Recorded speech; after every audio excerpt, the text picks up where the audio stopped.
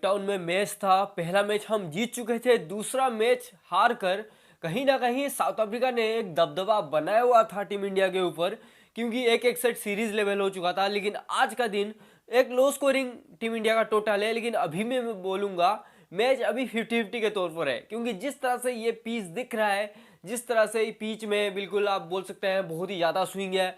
Bowler के लिए ये पिच में सब कुछ है, लेकिन बल्लेबाजी के लिए ये पिच में कुछ नहीं है। लेकिन फिर भी किंग कोहली जिस तरह से आउट ऑफ फॉर्म चल रहे थे, बिल्कुल फॉर्म में लौटे, और जिस तरह से उन्होंने एक 79 रन का पारी खेला, कल अखबार में बड़े बड़े शब्दों पर यह लिखा जाएगा कि यहाँ पर विराट कोहली ने अपना शतक मिस किया। लेकिन किसी ने ये नहीं लिखेगा कि जो 79 उन्होंने किया है, जिस मैदान पर किया है, वो जस्टिफाई नहीं करता, क्योंकि ये 79 मैं मानता हूं कहीं 200 से कम नहीं है। क्योंकि जिस तरह से बैलेंस के साथ, मतलब जब भी मैं देख रहा था ऑफसाइड के डिलीवरी आ रहा था, विराट कोहली बिल्कुल अच्छी स्मूथ तरीके से छोड़ रहे थे। बिल्कुल आज कुछ अलग विराट कोहली लगे। 2020 में आखिरी बार दिसंबर में शायद ऑस्ट्रेलिया के साथ उन्होंने 74 रन किया था। मतलब तकरीबन 2 साल बाद उनका हाई स्कोर टूटा है, और मैं बोलता हूं king Kohli is back.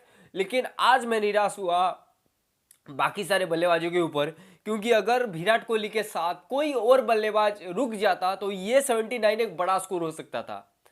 Virat Kohli ने जब विकेट उनका गिरा, तब उस टाइम मुझे ये दिमाग में एक आया कि ये विकेट विराट कोहली का नहीं गिरा, ये टीम इंडिया का पूरी तरीके से 11 के 11 खिलाड़ी आउट होकर जब बाहर चले जाएंगे, मतलब 10 आउट हो जाता है, लेकिन मैं 11 बोल रहा हूँ क्योंकि सारा स्टेडियम बाहर हो जाएगा, उस तरह से लगा। क्योंकि विराट कोहली के अलावा कोई और बल्लेबाजी में मुझे ऐसा नजर नहीं आया। क्योंकि यहाँ पर देखेंगे ना, पुजारा को इतना अच्छा स्टार्ट मिला, पुजारा अपना नेचुरल गेम नहीं खेल रहे, क्योंकि पुजारा 43 रन पर आउट हुए। लेकिन उन्होंने मुझे बिल्कुल इंप्रेस इसीलिए नहीं किया क्योंकि मैं चाहता हूं पुजारा अपना नेचुरल खेल के साथ एक लंबा स्कोर खेलते।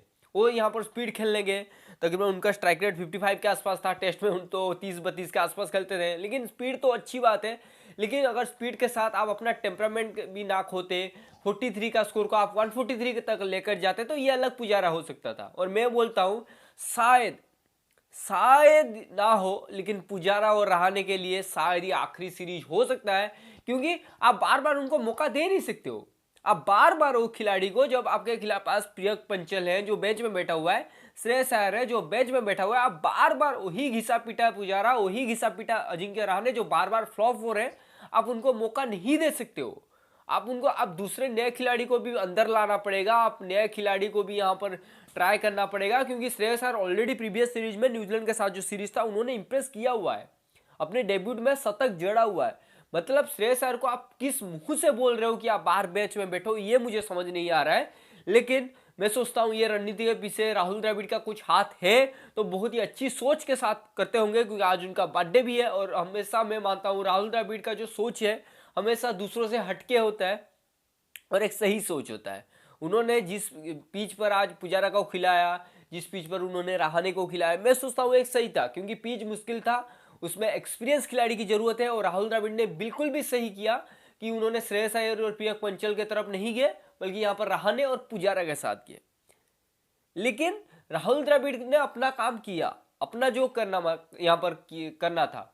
लेकिन यहाँ पर रहाणे और पुजारा को भी तो कुछ करना चाहिए था, लेकिन उन्होंने यहाँ पर डाल नहीं गली उनका, क्योंकि उन्होंने यहाँ पर इतना ज़्यादा अच्छा चले। आज ओपनर हमारा फ्लॉप रहे, राहुल और मयंक जल्दी आउट हो गए, उसके बाद पुजारा 43 और रहाणे तो जिस तरह से आउट हुए, बिल्कुल बोल सकते हैं कि एक अच्छी डिलीवरी के साथ अपने विकेट खोकर चले गए, एक ये बोल सकते हैं। और ये भी बोल सकते हैं एक विकेट फेंक कर चले जाना, अच्छा डिलीवरी था, लेकिन वो डिलीवरी को आप छोड़ सकते थे, लेकिन आपने छोड़ा नहीं और आपने निक कर गए, और यहाँ पर आपने कॉट बिहाइंड यहाँ पर हो गए। लेकिन आज मैं ज़्यादा खुश हुआ विराट कोहली का टेम्परामेंट देखकर। किंग कोहली इज बैक, मतलब जिस फॉर्म में और पिछले 2 साल से आउट ऑफ फॉर्म चल रहे थे, फिर से फॉर्म में लौटना, 79 रन, मैं सोचता हूँ ये किसी भी दोहरा शतक से कम नहीं है, क्योंकि इस पिच बहुत ही ज़्यादा मुश्किल था। राबाडा बार बार यहाँ पर सवाल यहाँ पर पूछे जा रहे थे, और आखिरी में जाकर राबाडा जीते जरूर, लेकिन मैं ये जीत को जीता हुआ राबाडा इसीलिए नहीं मानूंगा, क्योंकि जिस अंदाज के साथ आज विराट कोहली खेले मुझे बहुत ही ज़्यादा खुश लगा। क्योंकि वही विराट कोहली को हम मिस कर रहे थे, बहुत ज़्यादा स्लो खेले। शायद उनका सबसे सेकेंड हाईएस्ट यहाँ पर स्लोएस्ट हाफ सेंचुरी है, लेकिन कोई बात नहीं, जिस फॉर्म में यहाँ पर किंग कोहली लौटे वो सबसे बड़ी चीज़ है। लेकिन अभी आप देखेंगे तो 223 रन पर टीम इंडिया सिमट गया। उसके बाद साउथ अफ्रीका का भी एक विकेट ऑलरेडी गिर चुका है, उनके कप्तान साहब को हमारा बुमराह यहाँ पर बाहर कर चुके हैं। कैसव महाराजा है नाइट वॉचमैन, और यहाँ पर माकरम बैटिंग करे 8 रन पर। और कल यहाँ पर केगन पीटरसन, डसन, तामा, भबूमा जो टेक्निकली बहुत ही ज़्यादा परफेक्ट दिख रहे हैं ये सीरीज़ में, देखेंगे क्या होता है। लेकिन अभी के बारे में बात बोलेंगे तो मैं बोलूँगा यहाँ पर टीम इंडिया तकरीबन ये मैच में 50-50 लेकर बैठा हुआ है। ऐसा नहीं आप बोल सकते हैं कि 223 टीम इंडिया किया हो तो बिल्कुल 80% साउथ अफ्रीका की तरफ चला गया, ऐसा भी नहीं है। और आप ये भी नहीं बोल सकते हैं कि टीम इंडिया ने एक विकेट गिरा दिया तो साउथ अफ्रीका बिल्कुल बैकफुट में चला गया, ऐसा नहीं है। लेकिन उनके कप्तान को गिराकर, उनका एल्गर को गिराकर बहुत ही बड़ा स्तंभ को गिराने का यहाँ पर है, क्योंकि आपने एल्गर को गिरा तो दिया है, लेकिन आगे आपको केगन पीटरसन, आगे आपको तांबा बभूमा और मैकरम जैसे बल्लेबाजों के आपको निपटना पड़ेगा। और डेसन जैसे बल्लेबाज जो प्रीवियस टेस्ट मैच में बहुत ही अच्छा बैटिंग किए थे। ऋषभ पंत एक गलत कैच, बहुत कंट्रोवर्सी वाला कैच पकड़ने के बाद दूसरे इनिंग में अच्छा खेले थे, तो क्या पता कोई भी खिलाड़ी, कोई भी बल्लेबाज अपने दिन पर इंडियन बॉलर्स को अच्छा खासा सवाल यहाँ पर पूछ सकता है। आपके सोचते हैं मुझे कमेंट बॉक्स में बताइए कि आप सोचते हैं कि टीम इंडिया को ये मैच बचाने के लिए, मैं सोचता हूँ टीम इंडिया को तकरीबन अगर 175-150 के आसपास साउथ अफ्रीका को रोकने में काबिल होता है और तकरीबन 175 के आसपास रोक देता है, तो टीम इंडिया ये टेस्ट मैच में कल अप चला जाएगा। और अभी भी पिच बॉलिंग फ्रेंडली है, बॉलर्स को यहाँ पर हेल्प कर रहा है।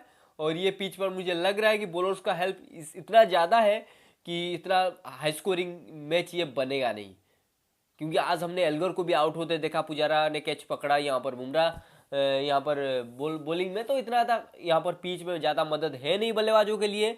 अगर सही ढंग से यहाँ पर उमेश यादव, शार्दुल ठाकुर, यहाँ पर बुमराह अच्छी तरीके से यहाँ पर विकेट ले सके तो कहीं ना कहीं ये मैच इतना ज़्यादा दूर नहीं है। और साउथ अफ्रीका में सीरीज फतेह करना शायद टीम इंडिया के लिए पहली बार ये हो सकता है। आप क्या सोचते हैं मुझे कमेंट बॉक्स में बताइए। वीडियो अच्छा लगा तो लाइक कीजिए, शेयर करिए अपने दोस्तों के साथ, और फिर मिलेंगे एक नए वीडियो के साथ।